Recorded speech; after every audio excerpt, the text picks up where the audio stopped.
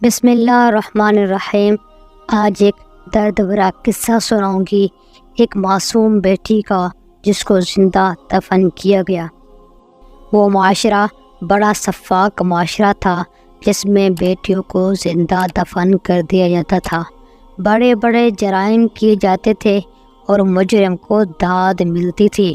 لوگ کہتے تھے تو نے اپنی پگڑی بچا لی، تیری آبرو بچ گئی، تو نے بچی کو زندہ درگور کر دیا۔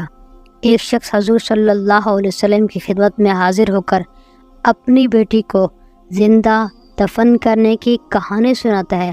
کہتا ہے، اللہ کے رسول، جب سے اسلام لایا ہوں ایک بات مجھے چین سے سونے نہیں دیتی۔ حضور صلی اللہ علیہ وسلم نے پوچھا، کیا بات ہے؟ اس نے کہا، زمانہ جاہلیت میں بیٹیوں کو ذلت کی علامت سمجھا جاتا تھا۔ میں سفر پر جا رہا تھا، میری بیوی حمل سے تھی، میں اس کو کہہ کر جا رہا تھا کہ اگر بیٹا پیدا ہو تو اس کی پرورش کرنا، اس کو پالنا، اگر بیٹی پیدا ہو تو پھر اس کو قتل کر دینا۔ پیدا بیٹی ہوئی، اس نے اس بچی کی پرورش کی۔ جب میں واپس آنے والا تھا تو اس کو ننیہال بھیج دیا مجھ سے چھپا کر، اور مجھے کہا کہ وہ بیٹی پیدا ہوئی تھی، میں نے اس کو دفن کر دیا ہے، قتل کر دیا ہے۔ جو ہی وقت گزرتا گیا، باپ کو پتہ چل گیا کہ ننیہال میں جو لڑکی ہے وہ میری بچی ہے۔ 4 سے 5 سال کی ہوئی، وہ بچی میرے کام کیا کرتی تھی، مجھ سے محبت کرتی تھی، لیکن اللہ کے رسول میں اس سے نفرت کرتا تھا اور میں سوچتا تھا کہ اس سے اپنی جان چھڑاؤں۔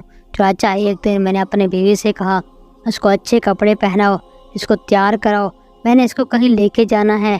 بچی بڑی خوشی سے تیار ہوئی، کپڑے پہنے کہ آج ابا جان مجھے محبت کی نگاہ سے دیکھ رہے ہیں، آج مجھے کہیں لے کر جائیں گے گھمانے پھرانے۔ اسے کیا پتہ تھا، باپ نے بیٹی کا ہاتھ پکڑا اور اس کو لے کر روانہ ہوا۔ جب وہ گاؤں سے نکل گیا، آگے ویرانے میں چلا گیا تو وہاں پر گڑھا کھودنے لگا، بیٹی کے لیے قبر کھودنے لگا۔ بیٹی پوچھتی، ابا آپ کیا کر رہے ہیں؟ لیکن باپ خاموش ہے۔ بیٹی باپ کے ساتھ ساتھ گڑھا کھودنے میں مدد کر رہی ہے۔ باپ کے چہرے پہ پسینہ ہے تو وہ بچی باپ کے چہرے سے پسینہ صاف کر رہی تھی۔ بابا کے کپڑے پر جو ہی مٹی گرتی تھی تو وہ اپنے باپ کے کپڑوں سے مٹی صاف کرتی رہی۔ وہ کہتے ہیں، اللہ کے رسول، مجھے پھر بھی اس پہ رحم نہیں آیا، میں اتنا بڑا ظالم تھا۔ وہ باپ بھی واقعہ سناتے ہوئے رو رہا تھا اور میرے محبوب صلی اللہ علیہ وسلم کی آنکھوں سے بھی آنسو بہنے لگے۔ میرے آقا اپنے چادر سے آنسو صاف کرتے رہے۔ وہ کہتے ہیں، میں نے اس کے اوپر مٹی ڈالنا شروع کی، وہ سمجھ رہی تھی میرے بابا میرے ساتھ کھیل رہے ہیں، اس نے مدد کی ہے اپنے اوپر مٹی ڈالنے میں۔ جب وہ کافی مٹی اس پہ ڈل چکی، پھر وہ گھبرا گئی اور اس نے نکلنے کی کوشش کی۔ تب اللہ کے رسول، میں نے اس کے سر پہ ضرب ماری جس سے وہ دوبارہ اس گڑھے میں گر گئی۔ پھر میں نے اس کے اوپر مٹی ڈالا اور وہ چیخ رہی تھی، ابا آپ یہ کیا کر رہے ہیں؟ آپ مجھے قتل کر رہے ہیں۔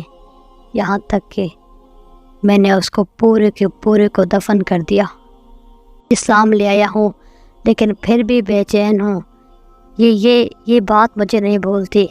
اللہ کے پتہ ہے پھر میرے آقا نے کیا فرمایا؟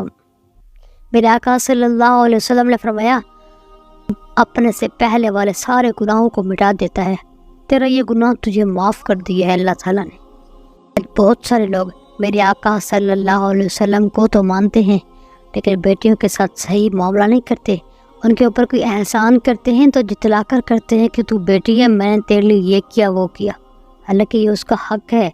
اگر تم نے سرکار کو مانا ہے تو سرکار کی مانو، ہر بات میرے سید ابرار کی مانو، ایک فرض ملا ہے تو اسے دل سے نبھا لو، بیٹی کو محبت سے دل و جان سے پالو، بیٹی پہ تو جنت کی ضمانت ہے خدا کی، یہ بوجھ نہیں ہے، یہ امانت ہے خدا کی۔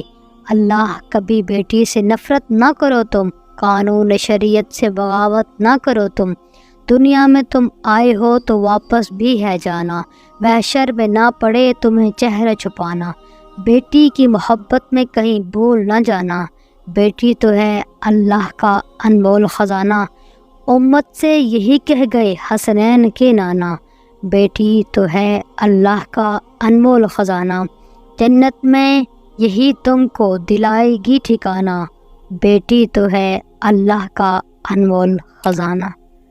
میری باتیں سننے کا شکریہ۔